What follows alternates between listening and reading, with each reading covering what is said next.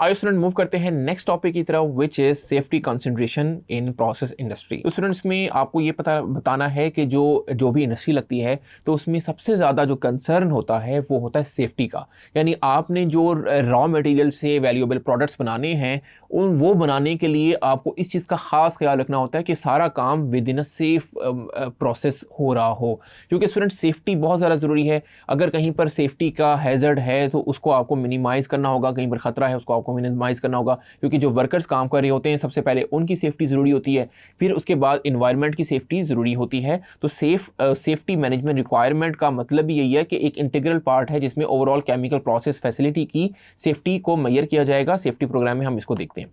फिर स्टूडेंट एक जो इफेक्टिव सेफ्टी मैनेजमेंट प्रोग्राम है उसके कुछ बेसिक एलिमेंट्स होते हैं, जिसका पहला एलिमेंट है प्रोसेस सेफ्टी इंफॉर्मेशन। स्टूडेंट जैसे नाम से जाहिर है कि प्रोसेस सेफ्टी इंफॉर्मेशन में तमाम जो इंफॉर्मेशन होंगी रिलेटेड टू, उसमें आपके आ जाएंगे प्रोसेस इक्विपमेंट आ जाएगा, आपकी प्रोसेस की टेक्नोलॉजी आएगी, रॉ मटेरियल आ जाएंगे और उसमें कोई प्रोडक्ट्स आ जाएंगे, तो उससे रिलेटेड जो भी इंफॉर्मेशन होगी वो प्रोसेस सेफ्टी इंफॉर्मेशन के अंडर आपको मिल जाएंगी। तो वो आपके लिए बहुत ज़्यादा ज़रूरी होती हैं और ये हैज़र्ड एनालिसिस होने से पहले इसकी इंफॉर्मेशन हर एक की इंफॉर्मेशन आपको चाहिए होती है। यानी जो लेट सपोज कोई मशीन है उससे रिलेटेड जो इंफॉर्मेशन है, ये मशीन किस प्रेशर पे काम करती है तो ये रिलेटेड इंफॉर्मेशन टू मशीन है, उसको ऑपरेट कैसे करना है तो वो सारी जो इंफॉर्मेशन है रिलेटेड टू मशीन आपके पास होनी चाहिए। इसी तरह स्टूडेंट्स रॉ मटेरियल की, लेट सपोज आपका नाइट्रोसेलुलोज एक रॉ मटेरियल है जो कि पेंट बनाने के लिए इस्तेमाल होता है, तो वो बहुत ज़्यादा हैज़र्डस केमिकल है। अगर आप देखें कि वो बहुत ज़्यादा जल्दी से आग पकड़ सकता है, वो बहुत ज़्यादा फायर कैचिंग उसके पास एबिलिटी है, क्योंकि वो लाइक होता तो सॉलिड फॉर्म में लेकिन उसके पास एबिलिटी होती है कि वो जल्दी से आग पकड़ सकता है, उसमें बर्स्ट हो सकता है।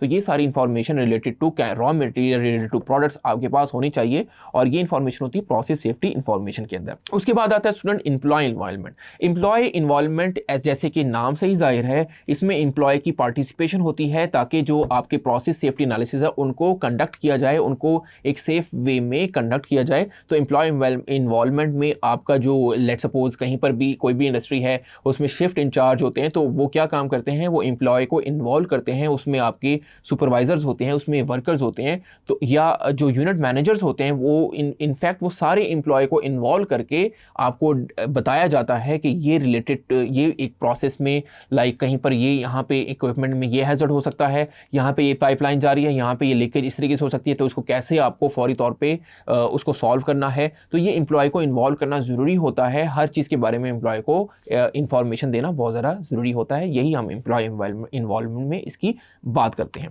उसके बाद आता है स्टूडेंट प्रोसेस हैज़र्ड एनालिसिस। अब प्रोसेस हैज़र्ड एनालिसिस में सेफ्टी इंफॉर्मेशन होती है जो मैंने आपको बता दिया, जैसे नाइट्रोसेलुलोज है, वो सारी उसकी जो हैज़र्ड हैं उस केमिकल से रिलेटेड जो भी हैज़र्ड्स होंगे वो प्रोसेस हैज़र्ड एनालिसिस के अंडर आ रहे होते हैं। और इसमें से रॉ मटेरियल नहीं, इसमें जो प्रोडक्ट्स बन जाता है तो प्रोडक्ट के लिए भी जो आपके हैज़र्ड एनालिसिस हैं वो भी यहाँ पे लिखे जाते हैं। फॉर एग्जाम्पल स्टूडेंट देखें, अगर आप प्रोडक्ट बना रहे हैं, थिनर बना रहे हैं, तो थिनर जो वोलेटाइल इन नेचर होता है वो तो आग भी पकड़ सकता है, तो वो उसके थिनर की बैक साइड पे लिखा होगा प्रोसेस लाइक उससे रिलेटेड हैज़र्ड, केमिकल से रिलेटेड हैज़र्ड। तो वो प्रोसेस हैज़र्ड एनालिसिस आपको पता होने चाहिए जब भी आप इंडस्ट्री में काम कर रहे होते हैं। उसके बाद स्टूडेंट्स आता है मैनेजमेंट ऑफ चेंज।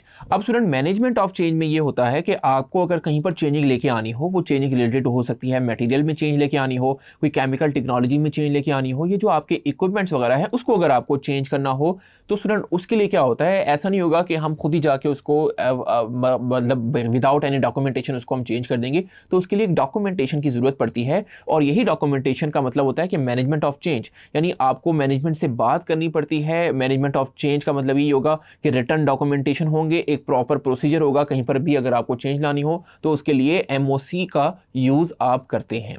होपफुली आपको अंडरस्टैंड हो रहा होगा। अब चलते हैं स्टूडेंट नेक्स्ट जो है वो ऑपरेटिंग प्रोसीजर्स हैं। अब केमिकल प्रोसेस इंडस्ट्री में जो है वो ऑपरेटिंग इंस्ट्रक्शन जो हैं वो डिटेल प्रोसीजर दिए जाते हैं वर्कर्स को, ताकि आप जो है एक्यूरेसी के साथ जो है वो काम कर सकें और आपकी जो कॉम्पिटेंसी है वो भी आपकी इम्प्रूव हो और एक सेफ वे से आप काम कर सकें। तो ये डिफरेंट ऑपरेटिंग प्रोसीजर्स होते हैं जो कि हर इक्विपमेंट के होते हैं, यानी किसी भी चीज़ मशीन को अगर आपने ऑपरेट करना है तो उसके ऑपरेटिंग प्रोसीजर्स वहाँ पे लिखे होते हैं जो कि आपको पता भी होने चाहिए किस तरीके से आप उसको ऑपरेट कर सकते हैं। आपने नाम सुना होगा सेफ ऑपरेटिंग प्रोसीजर, जिसको हम SOPs भी बुलाते हैं। तो SOPs को समझना बहुत ज़्यादा ज़रूरी होता है किसी भी प्लांट में जब भी आप इंडस्ट्री में काम कर रहे होते हैं। उसके बाद स्टूडेंट सेफ वर्क प्रैक्टिसेस। अब सेफ वर्क प्रैक्टिसेस का मतलब ये होता है स्टूडेंट इंडस्ट्री में होते हैं शिफ्ट इंचार्जेस। शिफ्ट इंचार्जेस क्या काम करते हैं कि कहीं पर कोई लेट सपोज प्रॉब्लम आ जाए, किसी मशीन में कोई प्रॉब्लम आ जाए, तो वो एक उसके लिए परमिट इशू करते हैं। अब स्टूडेंट्स जो आपका वर्क परमिट क्या होता है, एक आपका छोटा सा कार्ड होता है, उस कार्ड पे दो तरीके के कार्ड होते हैं, एक होता है हॉट वर्क परमिट का और एक होता है कोल्ड वर्क परमिट का। याद रखें हॉट वर्क परमिट वहाँ पे इशू करता है शिफ्ट इंचार्ज कि जहाँ पे कहीं पर वेल्डिंग का या कहीं पर आग लगने का खतरा हो तो वहाँ पे हॉट वर्क परमिट दिया जाता है। उसके लिए लेट सपोज अगर कहीं पर आपने वेल्डिंग का काम करना है तो पीछे से आपको हॉट वर्क परमिट में लिखा होता है जिसमें इंश्योर किया जाता है कि let suppose hot work permit आपने किसी वर्कर को दे दिया तो वर्कर का काम ये होगा कि शिफ्ट इंचार्ज उसको बताएगा वर्क परमिट के ऊपर कि आपको सबसे पहले जो बैक एंड से करंट आ रहा है उसको आपने यानी बंद करना है। तो वो जाके सबसे पहले मोटर को बंद करेगा, यानी उससे रिलेटेड जितनी भी चीज़ें हैं उसको वो ऑफ करेगा ताकि वो वेल्डिंग का काम कर सके। आप खुद सोचें कि वेल्डिंग अगर करनी है और कहीं पर केमिकल जो हैजर्ड है और वो आग पकड़ ले, कहीं पर इलेक्ट्रिसिटी हो वो आग पकड़ ले, तो इस तरीके से कितना नुकसान हो सकता है। तो हॉट वर्क परमिट। फिर होता है cold work permit. Cold work permit normal होता है जहाँ पे आपको ऐसा काम करना हो कि जिसमें फायर का खतरा ना हो, तो उसके लिए हम कोल्ड वर्क परमिट प्रोवाइड करते हैं। तो ये सेफ वर्क प्रैक्टिसेस में आता है। फिर स्टूडेंट नेक्स्ट आता है एम्प्लॉय इंफॉर्मेशन एंड ट्रेनिंग। तो स्टूडेंट ये जैसे नाम सजेस्ट कर रहा है कि केमिकल प्रोसेस फैसिलिटी में एक formal process safety training program होना चाहिए ताकि आप ट्रेन कर सकें और एजुकेट कर सकें अपने जो वर्कर्स हैं और जो सुपरवाइजर्स हैं उनकी ट्रेनिंग के लिए एम्प्लॉय इंफॉर्मेशन और ट्रेनिंग का होना बहुत ज़्यादा ज़रूरी है। तो स्टूडेंट होपफुली आपको ये टॉपिक अच्छे से समझ आ गया होगा। ये सारा रिलेटेड टू इंडस्ट्री होता है। आप जाएंगे किसी इंडस्ट्री में जॉब करेंगे तो ये सारी चीज़ें वहाँ पे आपको सिखाई भी जाएंगी और वहाँ पे अप्लाई भी हो रही होंगी कि किस तरीके से सेफ वर्क प्रैक्टिसेस अप्लाई होती हैं। ये जाके आप इंडस्ट्री में देखेंगे। होपफुली स्टूडेंट इसका रिलेटेड इंट्रोडक्शन यहाँ पे आपको अच्छे से समझ आ गया होगा। Thank you.